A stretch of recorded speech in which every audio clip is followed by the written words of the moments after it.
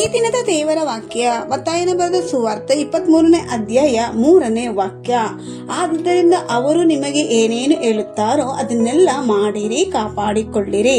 ಆದರೆ ಅವರ ನಡತೆಯ ಪ್ರಕಾರ ನಡೆಯಬೇಡಿರಿ. ಅವರು ಹೇಳುತ್ತಾರೆ ಹೊರತು ನಡೆಯುವುದಿಲ್ಲ.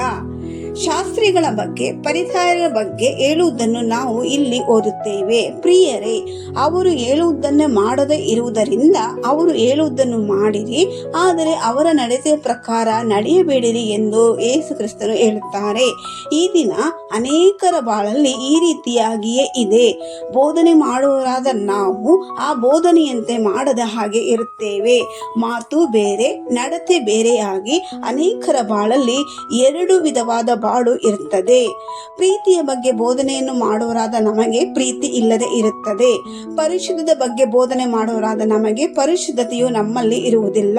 ತಾಳ್ಮೆ ಬಗ್ಗೆ ಮಾತನಾಡುವರಾದ ನಾವು ತಾಳ್ಮೆಯು ನಮ್ಮಲ್ಲಿ ಇಲ್ಲ. ಆದುದರಿಂದ ಯೇಸು ಆ ದಿನದಲ್ಲಿ ಶಾಸ್ತ್ರಿಗಳವರನ್ನು ನೋಡಿ ಅವರ ಬಾಳು ಎರಡು ವಿಧವಾಗಿ ವೇಷ ತುಂಬಿರುವ ಹಾಗೆ ಇರುತ್ತದೆ ಎಂದು ಈ ಭಾಗದಲ್ಲಿ ತಿಳಿಸುತ್ತಾರೆ. ಅವರು ಮಾತು ಬೇರೆ, ಅವರು ನಡತೆ ಬೇರೆ. ಅವರು ಹೇಳುತ್ತಾರೆ ಆದರೆ ಆ ರೀತಿಯಾಗಿ ಮಾಡದೆ ಹಾಗೆ ಇರುತ್ತಾರೆ. ಆದುದರಿಂದ ದೇವರು ಅವರ ಬಗ್ಗೆ ಹೇಳುವುದನ್ನು ಅವರು ಕಲಿತುಕೊಡುವ ವೇದ ವಾಕ್ಯಗಳನ್ನು ಕೈಗೊಂಡು ನಡೆಯಿರಿ. ಆದರೆ ಅವರ ನಡತೆಗಳು, ಅವರ ಸ್ವಭಾವಗಳು ನಿಮ್ಮಲ್ಲಿ ಬರದೆ ಇರಲಿ ಎಂದರು.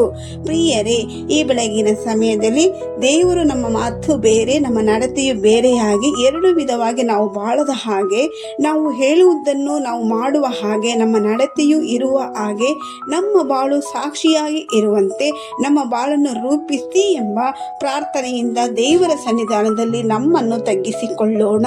ಆಮೇನ್.